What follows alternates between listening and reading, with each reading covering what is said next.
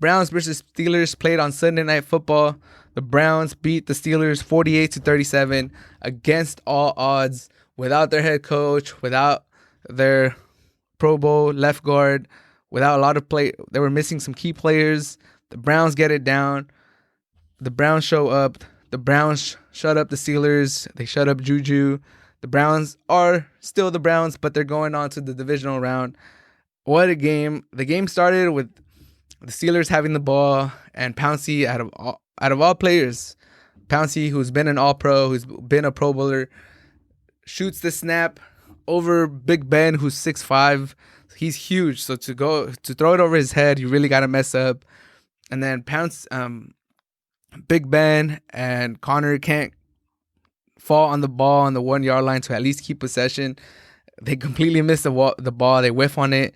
It stumbles into the end zone, and the Browns go up 7-0. And after that, it was just mistake after mistake after mistake by the Steelers. Big Ben throws couple picks, puts the Browns in good position. Baker Mayfield and that running game march down the field, and you literally blink, and it's 28-0 to end the first quarter. Browns tying a playoff record for most points in the first quarter. 28-0 to end the first quarter, and you're like, wow, this game's over, this game's done.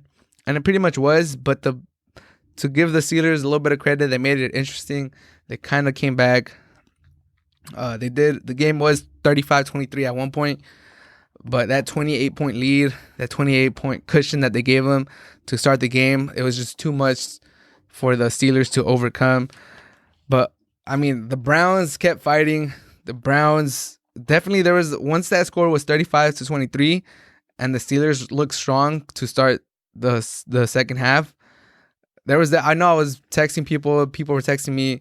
People were tweeting about it. They were like, are the Browns going to blow this? Are the Browns going to mess this up? Like, all their fans have been waiting since 1994 for a playoff win, I believe. And yeah, 1994 for a playoff win. And if they're up 28-0 in the first quarter and they blow this, I know they're all going to be upset. Everyone got to check up on the Brown fans if they blow this. But to their credit, they didn't blow it. And I think the Steelers helped them out. They had a 4th and 1 to start the fourth quarter when the score was 35-23 at their own 46. They were on a 23-7 run. The Browns hadn't done much on offense at the time. The Steelers were firing on all cylinders. If they convert that 4th and 1 and they go down and score and they make the game 35-30, 31-35, if they go for 2 points, that puts all the pressure on the Browns, and they're doubting themselves. They're thinking, oh my God, are we still the Browns? Are we really the Browns? They start second doubting themselves, maybe. But you definitely put a lot of pressure on them. And Tomlin decides to punt on 4th and 1. Ball goes into the end zone. Browns they don't get pinned. They get to get the ball at the 25. 6 plays later, the Browns score a touchdown, take a 19-point lead, and the game was over at that point. Would you guys have gone for it on 4th and 1, or would you guys have punted? That's another question. Because Tomlin's getting some backlash. People are saying, how can you punt? All the analytics said to go for it.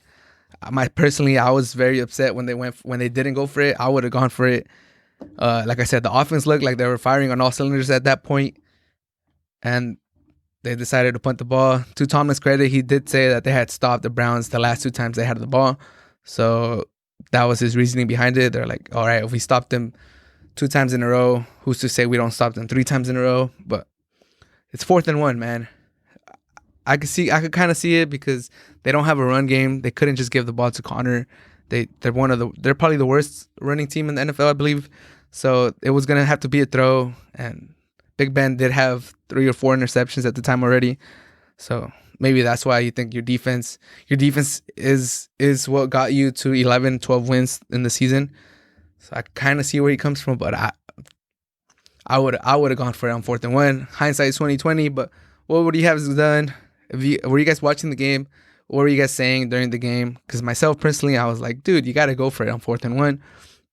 But the Browns deserve a lot of credit because after the game, Baker Mayfield said he introduced himself to the left guard before the game.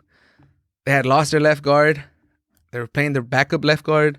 And I believe they had signed somebody to be the backup left guard for that game. Their new starting left guard, who used to be their backup, got hurt. So they had to go to their second backup, their third string left guard. And he played good. Baker Mayfield gave him credit. He said to their offensive line credit, they had a great game. They kept them upright. So the Browns are the Browns, but they're going forward. Baker Mayfield deserves some credit. 3 quarterbacks from that draft class are all in the AFC Championship, in the AFC divisional round. Josh Allen, Lamar Jackson, and Baker Mayfield. And so that quarterback class is looking real solid right now. Sam Darnold, we'll see how he does. Josh Rosen, he's done. But that was that draft class, and we'll see how they do. But shout out to the Browns. You finally get that monkey off the back. You go on, you play the Chiefs. I give them a puncher's chance versus the Chiefs just because the Chiefs have not really beaten up on anybody this whole season. We'll see what Chiefs we get. We'll see if they turn it on or if they let teams linger. This Browns defense could create turnovers. Baker Mayfield has played efficient football, and they have Kareem Hunt and they have Nick Chubb. So they'll as long as they're in games and they're able to run Hunt and Chubb, they'll always have a chance. So very excited to see that game too. Divisional round of the NFL should be amazing.